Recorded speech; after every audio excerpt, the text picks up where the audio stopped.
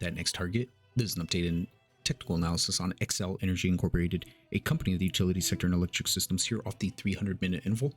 It was trading $66.88. I had mentioned it on the 18th of March, 2023 off a very near term. We have this hidden primary downtrend line coinciding with the symmetrical triangle pattern off this minor uptrend line alongside the 236 fibs retracement, call it $66.55. Beat time to scale in short on a breakdown below that key selective entry and or pivot point of all inflection points on a strong fundamental momentum case to do so, and it was completely rejected off that key 50% fibs retracement, 67.27 price resistance, call it big resistance, multiple reactionary highs and lows, call it gap support, gap resistance, big inflection point, and we were rejected impulsively off that key flexion point.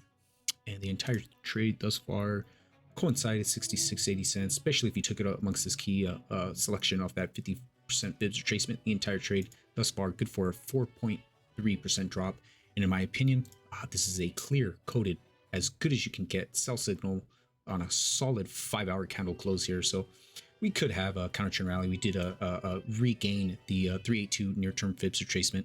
It's called a 64.82 price support, and it has effectively been regained there. We could have a pretty, especially on a sell signal of this velocity, you usually, not always, you could have a pretty powerful counter trend rally right back into that 50% fibs retracement there, which would offer an additional objective short entry, if not an additional add-on to your entry short there. But where we could even have an even stronger, powerful rally, maybe amongst that primary minor trend line there, which will coincide with the 200-300 minute moving average, called a dual line of resistance, which would again also offer an additional objective short trade entry for gearing up to hit some of these targets below.